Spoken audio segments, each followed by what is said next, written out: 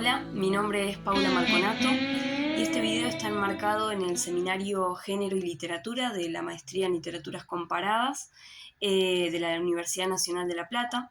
En este caso pensé en otro tipo de trabajo teniendo en cuenta las posibilidades que se nos han dado y para ello pensé en abordar dos obras, una literaria y otra cinematográfica. En primer lugar tenemos la novela de Gabriela Cabezón Cámara, Las aventuras de la China Iron, y por otro lado la película Thelma y Louise del año 1991 dirigida por Ridley Scott. Gabriela Cabezón Cámara en el año 2016 nos va a presentar una historia en la que la China de Martín Fierro, podríamos pensar en relación al poema épico nacional, esta China que en este poema no es protagonista, que no tiene voz, no tiene toma de decisiones, no nos cuentan su historia. En este caso, Gabriela Cabezón Cámara nos va a contar justamente su historia, en la que ella va a ser prácticamente la protagonista. Es interesante cómo a partir de que Fierro se va, podemos saber qué es lo que pasó con la China. Y podemos empezar a ver en ella una etapa de descubrimiento, de autopercepción, de autodescubrimiento, junto con Elizabeth o Liz, que es una inglesa que está allí por otros motivos, en busca de su marido inglés, por otras cosas, y se conocen y enseguida le hace pasar su carreta y comienzan un viaje juntas. En el caso de Thelma y Louise, tenemos a dos mujeres, Thelma y Louise, tenemos a Thelma, que es una mujer casada, muy representativa del estereotipo de mujer de clase media norteamericana, que está abocada al hogar, a las comidas, a los quehaceres domésticos. Y tenemos por otro lado a Louise, que la vemos como una mujer que comienza la película, mostrándonos a una mujer que trabaja de camarera, que se la nota independiente, ¿no? Que toma sus propias decisiones, si bien por ahí aparecen ciertas contradicciones en algún momento de la historia, ¿no? Pero se nota que son amigas y que Louise toma la iniciativa de invitarla a realizar un viaje que parece ser de un fin de semana. A Thelma un poco al principio le cuesta tomar la decisión, pero cuando vuelve a ver a su marido y se da cuenta de lo que es, decide sin avisar irse con Louise a disfrutar ese viaje que Louise le propone. Bueno, se puede pensar que el eje principal por el que estas dos historias pueden llegar a unirse y leerlas de forma conjunta es el viaje, ¿no? En ambas historias aparece el viaje como puntapié inicial a contarnos lo que va a empezar a suceder, pero también pueden coincidir estas historias en que son dos mujeres en ambas, que en los contextos que sucede las historias, si bien son muy diferentes, en ambos aparece una cuestión que no es algo común que dos mujeres salgan solas y juntas a realizar un viaje, ¿no? Porque en ambas historias aparece el machismo como algo que las rodea, aparece la hostilidad, ¿no? de la sociedad, y aparecen circunstancias que hacen que los personajes en varios puntos coincidan. Entonces, esto es lo que me ha llevado a mí a pensar en diferentes puntos para analizar y para encontrar ciertas lecturas a partir también de marcos teóricos que fui encontrando y que directamente me dieron herramientas para complementar estas lecturas. Dentro de estos marcos teóricos podemos encontrar a Eve Kosofsky-Sedgwick con su texto Epistemología del armario, también Heterosexualidad obligatoria y existencia lesbiana, de Adrienne Rich, y el texto de Audre Lorde, que consiste básicamente en una conferencia que ella dio en Nueva York en el año 1979, que se llama Las herramientas del amo nunca desmontarán la casa del amo.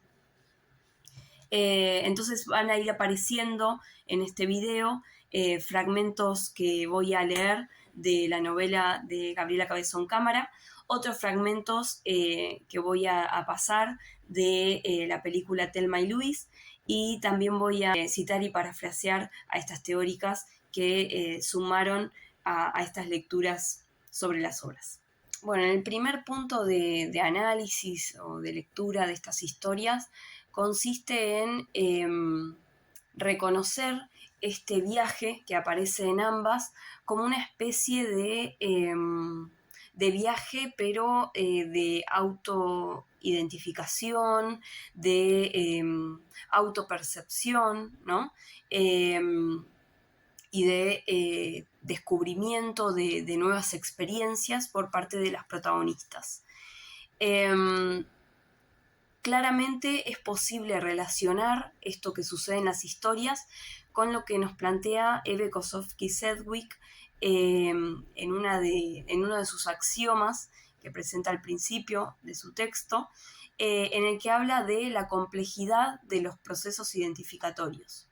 Ella nos plantea que la mayoría de las personas presentan ciertas dinámicas de negación y de consolidación en relación a ciertos ejes identificatorios de la sociedad, y es eso lo que constituye esas políticas de identidad, ¿no? Entonces, reconocer que existe una complejidad de estos procesos identificatorios es también reconocer que no hay que la identidad no es algo estático, no es algo que se da de una vez y para siempre, es reconocer también la implicancia de diversas emociones que aparecen en medio de este proceso de identidad o de identificación. Y ella plantea que esto no tiene que ver solamente con el género, sino también con la clase, la raza, la sexualidad, la nación. Y en este caso, por ejemplo, en el caso de la película Thelma y Louise, Thelma al principio duda o tiene ciertos miedos al presentarse en ella esta idea de salirse de la norma, de correrse del mandato que ella tendría como mujer, y de a poco en este viaje va viviendo otras experiencias, se va animando a otras cosas, tanto que en un momento llega a sorprender a su amiga Louise por lo que acaba de hacer.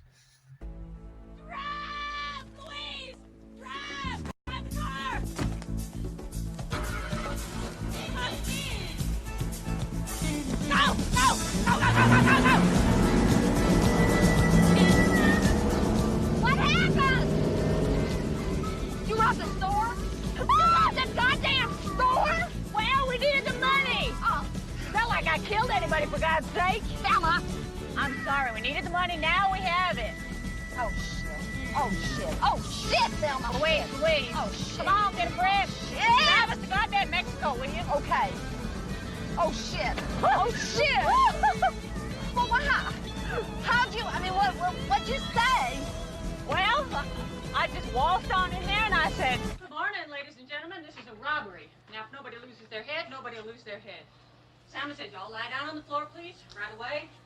You too. Ma'am, would you get down? Not you, sir. Let's see who'll win a prize for keeping their cool. Sir, would you do the honors? Take all the cash out of that drawer, put it in a paper bag. Yes, ma'am. You're going to have an amazing story to tell all your friends. Not you'll have a tag on your toe. You decide. All right, hurry up. Let's go.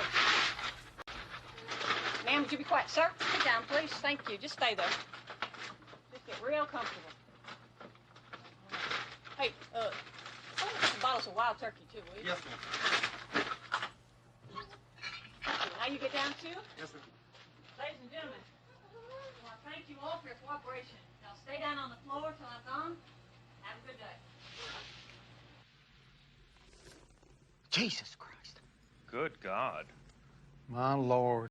Y en el caso de las aventuras de la China Iron, una vez que la China comienza a aprender todo aquello que Liz le da a conocer, quiere continuar ese viaje, con miedo igualmente de que algún día se termine, pero aparece también cierta sorpresa por su autodescubrimiento, vistiendo ropas nuevas y diferentes, como el momento aquel en que comienza a vestir ropas de hombre. Me metí en la carreta, me saqué el vestidito, las enaguas y me puse las bombachas y camisas del inglés. Me puse su pañuelo atado al cuello. Le pedí a Liz que agarrara las tijeras y me dejara el pelo al ras. Cayó la trenza al suelo y fui un muchacho joven. Good boy, me dijo ella. Acercó mi cara a la suya con las manos y me besó en la boca.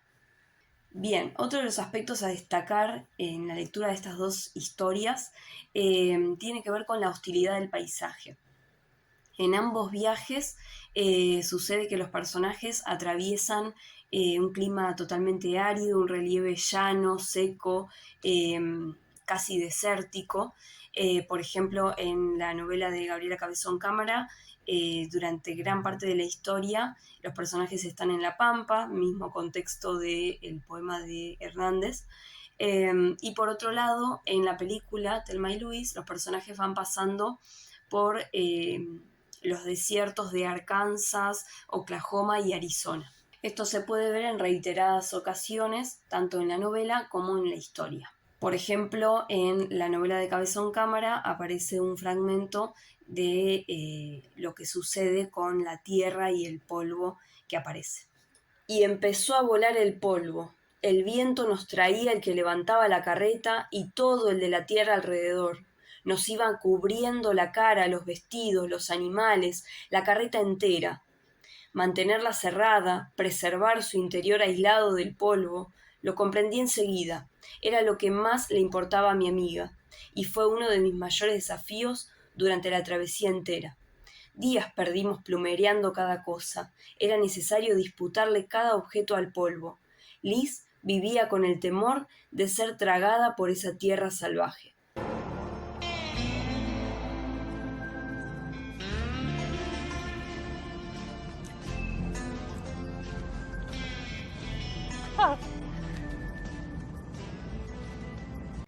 Pero también la hostilidad de este paisaje tiene que ver con el machismo que predomina en estos contextos en los que tienen lugar los viajes de estas mujeres. Por ejemplo, en la película se puede ver desde el comienzo. How you feeling now, darling? Oh, thanks. I think I'm starting to feel a little better. Starting to feel pretty good to me, too. Hey, You know that? I think I need to keep walking. Wait a minute. Where do you think you're going, huh? I'm going back inside. No. Harlan. What?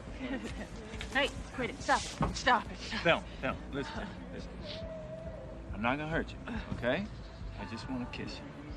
All right? No. Come on. Damn you. All right, let me go now. Come on. All right, gorgeous. Let me go. I mean, I'm married. Come Oh, on. that's okay. I'm married, too. I don't feel good. I've been sick. Oh. Listen to me. I said I'm not gonna hurt you, all right? Relax. Harlan, stop it, please. I mean it. Oh. Wait, don't. I mean it. Louise is going to wonder where I am. Louise. Hey! Never fucking hit me! Fucking hit! Harlan, You hear me? Harlan, please. Ah! Don't hurt me, Harlan, please. Shut up! Shut the fuck up, you hear me? Shut up! Please. Please don't hurt me, Harlan. Goddamn bitch! You hear me?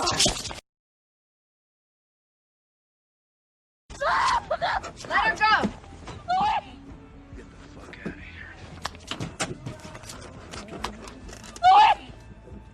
You let her go, you fucking asshole, or I'm gonna splatter your ugly face all over this nice car.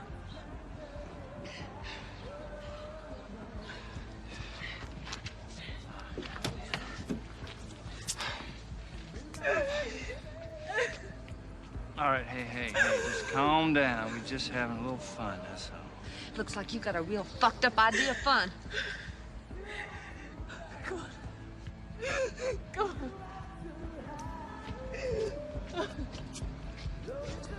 Turn around.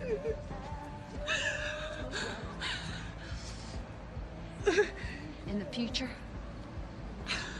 when a woman's crying like that, she isn't having any fun. Y en el caso de la novela, un ejemplo claro es la aparición en tono ficcional y como un personaje más de la historia de el coronel Hernández. Mirá la voz a esta. Perdóname, gringuito, ya sé que es tu hermana. Me anda mostrando las ubres todo el día y después se pone colorada y sale corriendo por cualquier huevada. Las mujeres son como los potros, querido. Hay que darles rebenque hasta que se den cuenta de que quieren ser mandadas, ¿sabes? Ya lo vas a aprender. Podés empezar acá, si no empezaste todavía. Tengo unas chinitas que están ricas como pastelitos recién horneados, nuevitas. Yo no las pruebo a todas, algunas nomás, que soy un hombre grande ya y tengo que elegir bien qué bocados muerdo. Y siguió horas sin esperar de mí nada más que asintiera de vez en cuando, confirmándole que no estaba hablando solo. Bueno, y por otro lado, es posible reconocer cómo tanto en la novela como en la película se rompe con ciertas estructuras literarias y cinematográficas que han históricamente reproducido un sistema heteronormativo patriarcal. Y para esto voy a tomar, en el caso de la novela Las aventuras de la China Iron, un trabajo que hizo Soledad Coria, que es maestranda y compañera de la maestría en literaturas comparadas, y ella lo que plantea es que lo que hizo Gabriela Cabezón Cámara fue alejarse, ¿no?, de ese sistema heteronormativo establecido que se presentaba en el poema de José Hernández, y pudo realizar otra lectura posible, ¿no?, de las múltiples lecturas que puede brindar, que se pueden realizar. Entonces, al realizar otro tipo de lectura, pudo ver que la mujer de fierro, la China, ni aparecía en el poema, y eso le permitió crear una ficción orientadora sobre ella, sobre este personaje, y sobre todas las chinas ausentes de la literatura gauchesca. En relación a esto, en una parte de la novela, la China nos habla de su pasado y nos cuenta la historia de ella. Llamar no me llamaba. Nací huérfana. ¿Es eso posible? Como si me hubieran dado a luz los pastitos de flores violetas que suavizaban la ferocidad de esa pampa. Pensaba yo cuando escuchaba él, como si te hubieran parido los yuyos, que decía la que me crió, una negra enviudada más luego por el filo del cuchillo de la bestia de fierro. Mi marido, que quizás no veía de borracho y lo mató por negro nomás, porque podía, o quizás, y me gusta pensar esto aún de ese que era él, lo mató para enviudarla a la negra, que me maltrató media infancia como si yo hubiera sido su negra. Fui su negra, la negra de una negra media infancia y después, que fue muy pronto, fui entregada al gaucho cantor en sagrado matrimonio. Yo creo que el negro me perdió en un truco con caña en la tapera que llamaban pulpería, y el cantor me quería ya, y de tan niña que me vio, quiso contar con el permiso divino, un sacramento para tirarse encima mío con la bendición de Dios. Me pesó fierro. Antes de cumplir 14 ya le había dado 2 hijos. Cuando se los llevaron, y se llevaron a casi todos los hombres de ese pobre caserío que no tenía ni iglesia, me quedé tan sola como habré estado de recién parida. Sola de una soledad animal, porque solo entre las fieras pueden salvar ciertas distancias en la pampa. Una bebé rubia no caía sino más en manos de una negra. Y por otro lado, teniendo en cuenta el texto de Toril Moy, Teoría Literaria Feminista, en uno de los capítulos en los que se cita alguna de las propuestas de Sixius, se habla del pensamiento binario machista. Este pensamiento que básicamente tiene que ver con la oposición hombre-mujer, que tiene que ver básicamente con una jerarquía donde el hombre está por encima de la mujer, y la mujer o el sexo o el género femenino es considerado negativo y más débil. En la película lo que sucede es que se puede observar la reproducción del estereotipo de hombre machista, pero por otro lado estos dos personajes femeninos, Thelma y Louise, de ningún modo se ubican como débiles o en un nivel más bajo que el hombre. Al contrario, en muchos acontecimientos se puede observar cómo ellas superan esta idea y se lo hacen ver a los hombres. Uno de los puntos más álgidos de la película es el siguiente. You girls about ready to get serious? I think so. Follow us.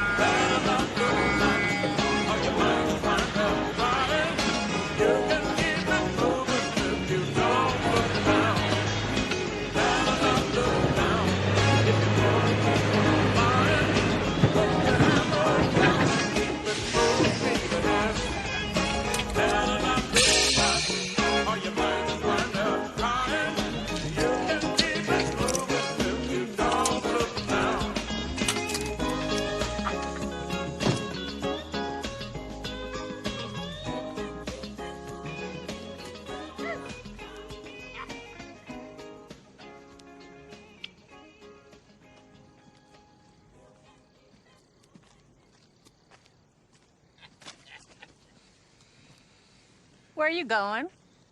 Fresno? We've been seeing you all over the place. Why don't you take off those shades? I want to see your eyes.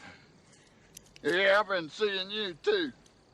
Yeah, we think you have really bad manners. Yeah. Yeah, where do you get off behaving like that with women you don't even know? Huh? Huh? How'd you feel if somebody did that to your mother? Or your sister? Or your wife? Huh? What are you talking about? You know good and damn well what I'm talking about. I mean, really? That business with your tongue? What is that? That is disgusting. And oh my God, that other shit pointing to your lap. I mean, what is that supposed to mean exactly, huh? I mean, does that mean pull over? I want to show you what a big fat slob I am? Yeah, Or does that mean suck my dick? You women crazy. You got that right. We think you should apologize. I ain't apologizing for shit. You say you're sorry. Fuck that.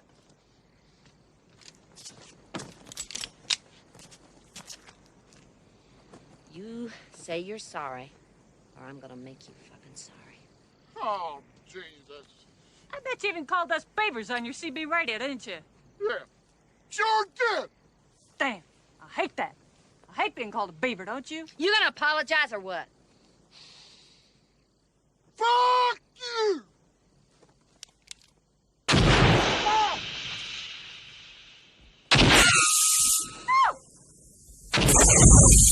Oh, God damn you, bitch! I don't think he's gonna apologize. Nah, I don't think so.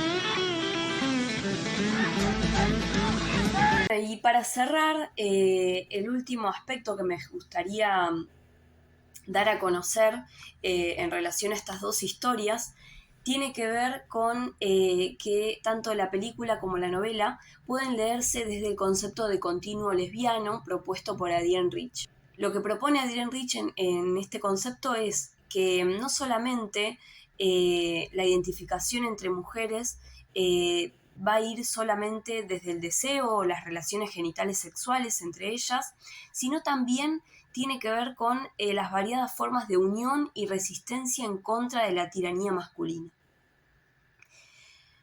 De alguna manera, en estas dos historias, es posible reconocer por ahí más en una que en otra. Por ejemplo, en la novela, la relación que mantiene la China con Liz, por momentos es muy explícita, ¿no?, sexualmente. Y por otro lado, en la película podemos observar ese beso final. Puede ser algo simbólico o puede llevar a los espectadores a pensar en algo más allá, pero más allá de que haya o no relaciones homoeróticas, el continuo lesbiano aparece de una forma potente, porque nos habla de la unión de estas dos mujeres, de la realización de un viaje que lo logran, ¿no?, que de alguna manera lo pueden llevar a cabo, más allá del contexto que a veces no favorece este tipo de decisiones y del machismo que ronda estas historias. De alguna manera, estos viajes, más allá de los obstáculos que presenten y de los temores que puedan generar, en los personajes protagonistas como la China y Thelma en estas historias, de alguna manera generan más ganas de realizarlo, generan también esta alegría por descubrir algo que no conocían y por el agradecimiento de esta contención mutua entre mujeres. Durante todo ese primer viaje no entablé ninguna discusión, no hice más que deslumbrarme y mostrarme deslumbrada a unas pocas veces que no lo estuve. Era el primero, tenía conciencia plena de que todo viaje tiene un final. Tal vez en eso, en la experiencia del tiempo como finito, radiquen el fulgor y el relieve de cada momento que se vive, sabiendo que se ha de volver a casa, en una tierra que no es la propia. No pensaba mucho en la muerte entonces, pese a que estábamos surcando una tierra que parecía florecer en osamentas cada vez que llovía, pero todavía sentía el cuerpo sucio de mi vida antes de Estrella, Liz y la carreta. Me sentía viva y feroz, como una manada de depredadores, y amorosa como Estrella, que festeja cada mañana y cada reencuentro como si lo sorprendieran, como si supiera que podría no haber sucedido.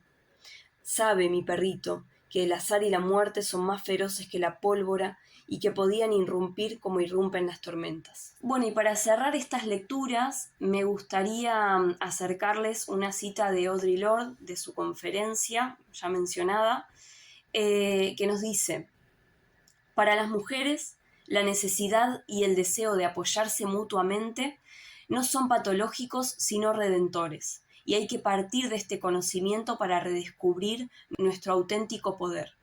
Esta conexión real es la que despierta miedos en el mundo patriarcal.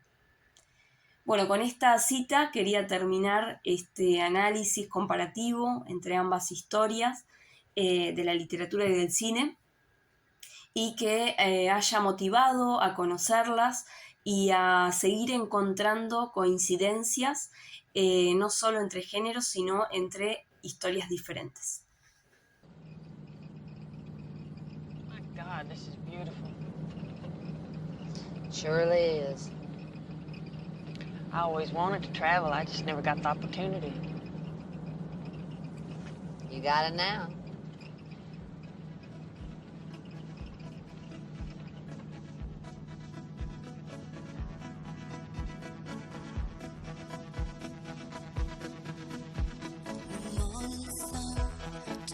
Like Leon, the eyes of Lucy Jordan, in a white suburban bedroom, in a white suburban town. As she lay there, beneath the covers, dreaming of 1,000 lovers, till the world turned to orange. And at the age of 37, realized she'd never ride through Paris in a sports car with the warm weather.